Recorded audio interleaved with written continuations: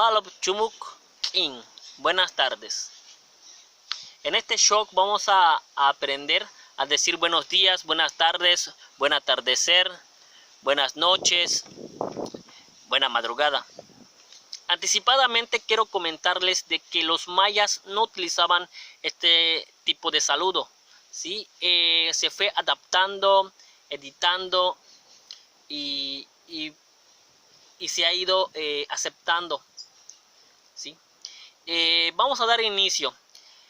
Les recuerdo igual que pueden checar los videos de vocales y consonantes para que puedan entender mejor cómo funciona el idioma. Ok, pero se los voy a mostrar en este momento algunas que ustedes no conocen. Por ejemplo, la vocal AA y esta letra que es K. No me lo confundan.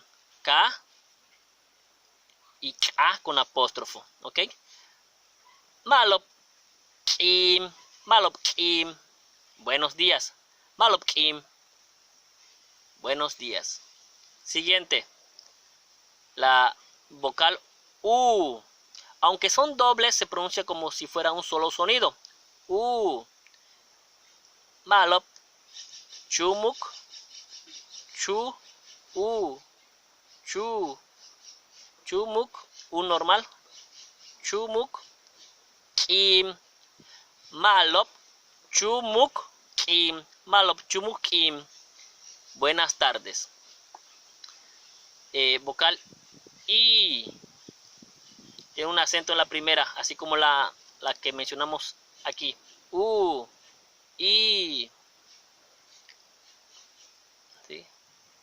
Va la pronunciación. Malop chinil kim. Malop chinil kim. Buen atardecer. Es antes de la noche. Malop chinil kim. Siguiente. Malop akap. Buenas noches. Y pues puse esta última. No es tan común usarlo porque ya en ese momento ya debemos estar durmiendo. Pero ahí va. ¿Sí? Malop chumuk akap. Buena madrugada. A partir de las 12 de la noche. A la medianoche. Ahí va el ejemplo. Hice un dibujito. Ahí está. Malop kim. Pudiera ser con una sola i o puede ser con dos i. Malop kim. Y siguiente. Ahí va.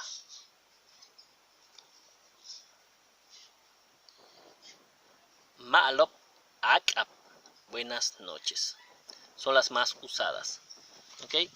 Nip olal. Gracias.